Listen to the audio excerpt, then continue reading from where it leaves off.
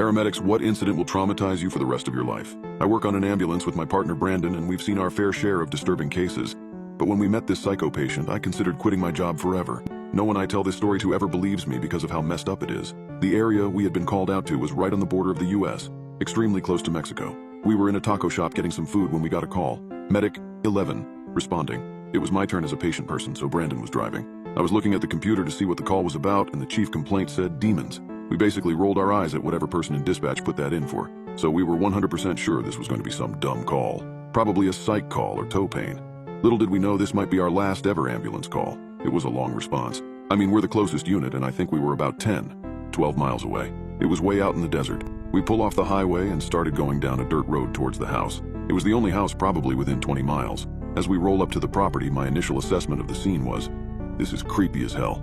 There were no cars out front, it was pitch black outside, and the house was glowing by candlelight. You could literally see every window of the house glowing orange, and you could see what looked like hundreds of candles. So we started making demon jokes. We radioed in that we were on scene, and we start knocking on the screen door. The front door was open, and we could see inside. We could smell incense kind of smells, and the house was pretty smoky looking. This little tiny Mexican lady lets us in the house. No English. She's holding a rosary and repeatedly makes the sign of the cross. There were candles everywhere.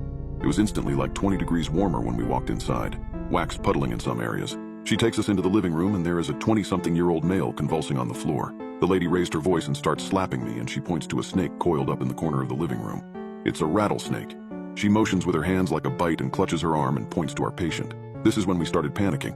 We requested fire services so they could help us out and remove the snake. The snake was a good 9 or 10 opted away from the patient and seemed relaxed and not agitated, so started looking for the location of the bite to begin treatment.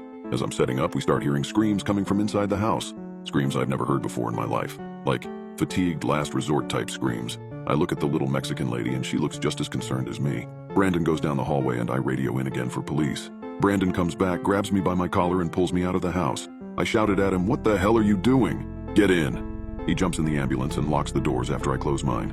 "This is messed up, bro," Brandon said. I asked him what was going on, and I'll never forget he turns to me and he said, "I just saw a guy eating his effing hand." That's right. Brandon went down the hall, turned into the first bedroom he could, and said there was a guy standing in the corner eating a bloody nub and with blood all over his face and body. Brandon landlines dispatch on his cell phone and told them what was going on. I remember he said, "How do I put this? We're on the set of an effing horror film." As we wait, the little Mexican lady comes out and falls to her knees crying and waving at us to come to her. Fire finally shows up and we get some confidence back. Strength in numbers type thing. We felt way less scared, so we all go in the house. The captain puts the snake in a sack. We get the snakebite victim all hooked up, and the engine medic beelines for the hallway after we tell him about the guy bleeding in the first bedroom. The engine medic comes back. "I'm not effing going in there." The captain stops blowing out candles and goes down the hall. "Whoa, whoa, whoa, whoa, whoa."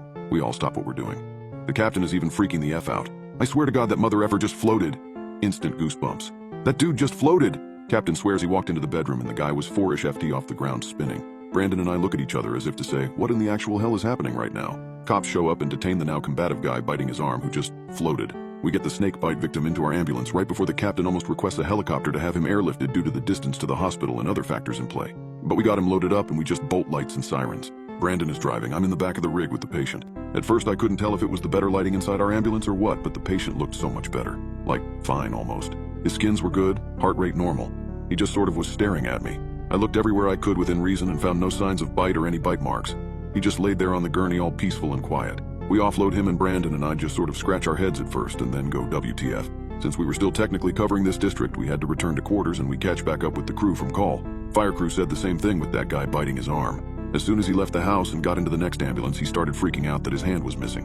One of the firefighters was Mexican and spoke Spanish and said that the little old lady said these two guys just appeared in her house. She was watching TV and they just popped up out of nowhere. She said they were speaking like the devil, so she called 911 and started reciting Hail Mary and lighting candles and sage. The captain was having an existential crisis over allegedly witnessing another person floating through midair. He said the guy was floating and just kept flipping and flipping and flipping over. A few weeks go by and we get information from one of the responding officers that both of the guys were from Mexico. Both stated they went to bed that night and woke up in that lady's house. Then we all started getting really into this and trying to figure out what happened. It's a lot of he said, she said, a lot of it's factual. I know exactly what I saw. Anyways, that's the whole story. It's definitely changed my perception of things. Call it religion or the supernatural.